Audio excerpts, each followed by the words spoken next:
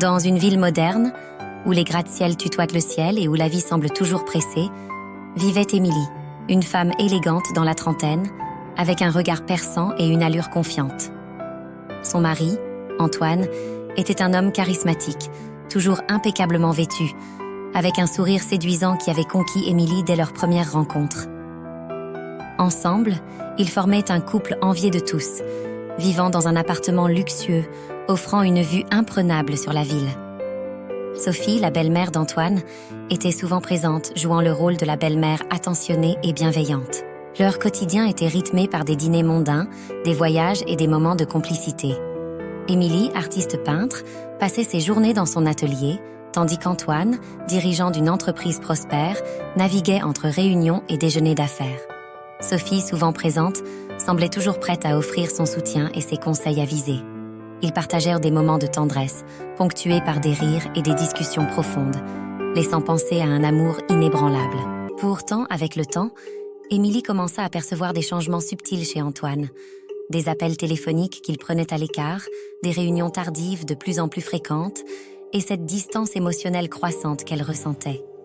Son instinct lui murmurait que quelque chose n'allait pas. Sophie, toujours présente, semblait curieusement au courant de chaque détail de leur vie, mais Émilie n'y prêta pas attention immédiatement. Antoine rentrait souvent tard, prétextant des urgences professionnelles. Un soir, Émilie trouva un rouge à lèvres qu'elle ne reconnaissait pas dans la voiture d'Antoine. Ses doutes se transformèrent en anxiété, et elle commença à surveiller les faits et gestes de son mari, à la recherche de la moindre preuve de ses soupçons. Sophie, étrangement protectrice envers Antoine, laissait parfois échapper des commentaires qui renforçaient les doutes d'Émilie. Un jour, en rangeant le bureau d'Antoine, Émilie tomba sur un reçu d'hôtel pour 2 personnes, daté d'un soir où Antoine avait prétendu être en réunion. Son cœur se serra et les larmes montèrent à ses yeux. La preuve était là, devant elle. Elle décida de confronter Antoine le soir même. Quand Antoine rentra ce soir-là, Émilie était prête. Elle lui montra le reçu, ses yeux remplis de larmes et de colère. Antoine, pris au dépourvu, tenta de se justifier, mais les mots semblaient vides et sans importance face à la trahison ressentie par Émilie.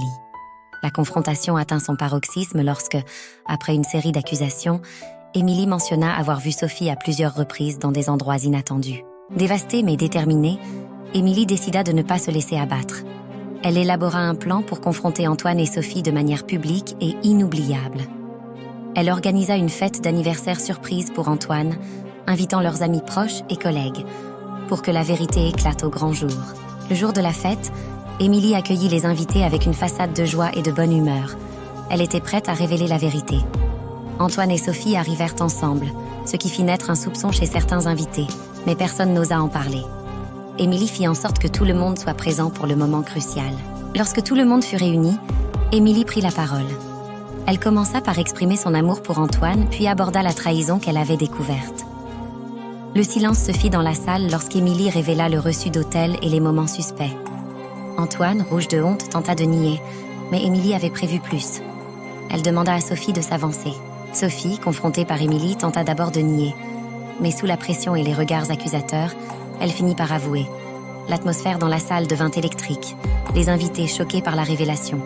Antoine, désemparé, comprit qu'il avait perdu tout le monde en un instant. Émilie, malgré la douleur, trouva une certaine satisfaction à voir la vérité éclater. Après cette soirée, la vie d'Émilie prit un tournant décisif. Antoine, confronté à ses actions, perdit son emploi et sa réputation.